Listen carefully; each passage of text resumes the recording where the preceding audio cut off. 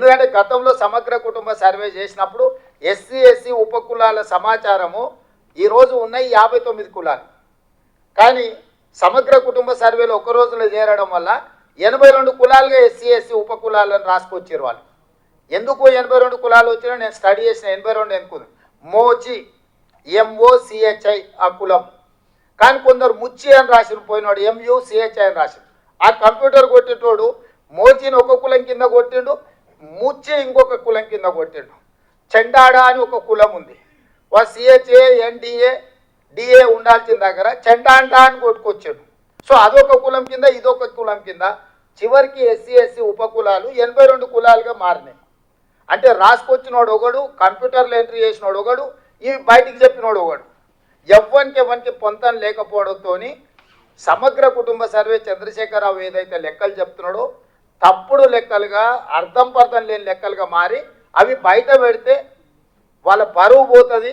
ప్రభుత్వం చేసిన ఆనాటి ప్రభుత్వం చేసిన మొత్తం వ్యవహారం అంతా ప్రజలకు అర్థమవుతుందని అది ఆయన్నే సిగ్గుతోని లోపల దాచిపెట్టుకొని ఎన్నికలు వచ్చినప్పుడు ఆయనకు వాడుకున్నాడు. సో అందుకోసమని మనం ఏం చేసినామంటే ఎవరైతే ఎన్రోలర్గా ఇల్లు తిరిగి సమాచారం సేకరించాడో అతనే వచ్చి కంప్యూటర్ ఆపరేటర్ పక్కన కూర్చొని కంప్యూటర్కి ఇందులో జిల్లా పేరు, మండలం పేరు, గ్రామ పంచాయతీ పేరు, ఆవాసం పేరు, అంటే హ్యాబిటేషన్ ఎక్కడ, వార్డు నెంబర్ ఎంత, ఇంటి నెంబర్ ఎంత, ఏ కోడు, ప్రతిదీ ఎవరైతే రాసుకొచ్చిండో అతనే కంప్యూటర్లో ఎంట్రీ చేసి మళ్ళీ ఈ 150 దేనికి దానికి బండలు కట్టించినాం. మనం ఎన్నికలలో ఓటర్ల బ్యాలెట్ ఎట్లయితే కౌంట్ చేసినాక బండిల్ కట్టి దాచి పెడతామో రేపు ఎవరైనా గిట్లనే ఏదో ఒకటి చెత్తబాగుడు వాగి ఇది తప్పుడు లెక్కలని అంటారని చెప్పి ప్రతి 94,863 మంది ఎన్రోలర్స్ 150 ఇళ్ళకి ఏదైతే లెక్కలు రాసుకొచ్చారో ప్రతి 150ను బెండలు కట్టి మనం ప్రభుత్వం వీటిని దాచిపెట్టింది. ఇవాళ ఏ బ్లాక్లో ఎక్కడ తప్పు జరిగిందో వాళ్ళని చెప్పమని ఉండ్రి. మనం ఆ బెండలు తీసి ఓపెన్ చేసి పోదాం ఆ ఊర్లో, ఆ బ్లాక్లో పోయి మళ్ళీ క్రాస్ చెక్ చేయడానికే మనకు రెడీగా ఉంది.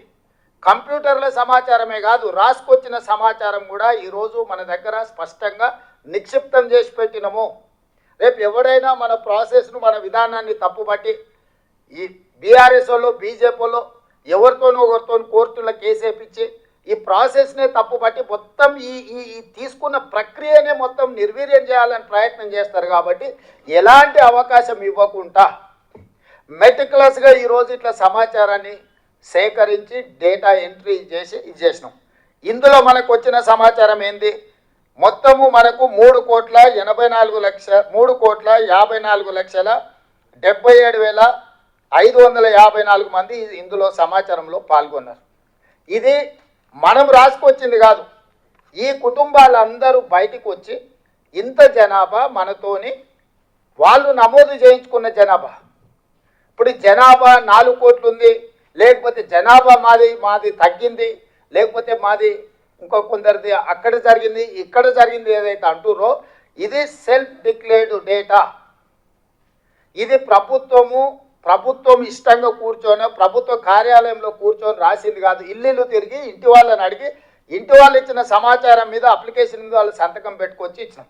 ఇప్పటి వరకు ప్రభుత్వంలో నమోదు చేయించుకున్న వాళ్ళు 3,54,77,554 మంది ఈరోజు మన దగ్గర నమోదు చేయించుకున్నారు.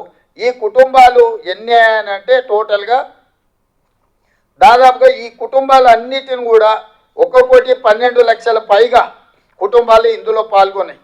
ఈ మిగతా వాళ్ళు ఏదైతే 3 లక్షల పైచిలకు కుటుంబాలు పాల్గొనలేదో